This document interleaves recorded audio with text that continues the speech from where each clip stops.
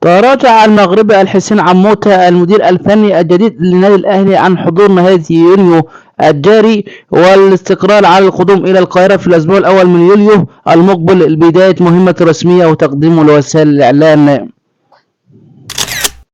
استقر إدارة الأهلي على تفعيل بند الموسم الثالث في عقد اللاعب المغربي أشرف بن شرقي للاستمرار مع الفريق. تعقد إدارة نادي الزمالك جلسة مع وكيل المدافع نادي الزمالك حسام عبد المجيد لبحث التجديد، بينما يفضل اللاعب تأجيل الحسم النهائي لما بعد نهاية مشوار المونديال.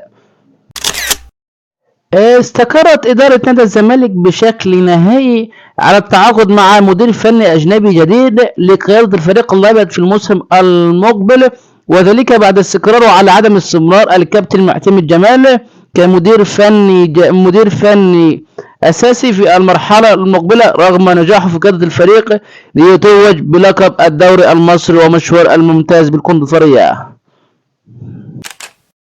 يستعد منتخب مصر الأول لكرة القدم لخوض مواجهة المرتقبة الثانية في نهاية كأس العالم 2026 المقامة في كندا وأمريكا والمكسيك، حيث يواجه المنتخب المصري نيوزيلندا في مباراة حاسمة لترتيب المجموعة السابعة، ومنتخب مصر في انتظار الفوز الأول في كأس العالم. المباراة ستقام في تمام الساعة 4 فجرا يوم الاثنين صباح يوم الاثنين. المباراة منقولة على القناة المجانية البي إن سبورت المفتوحة على النايل سات. المباراة ستقام في يوم 22/6/2026.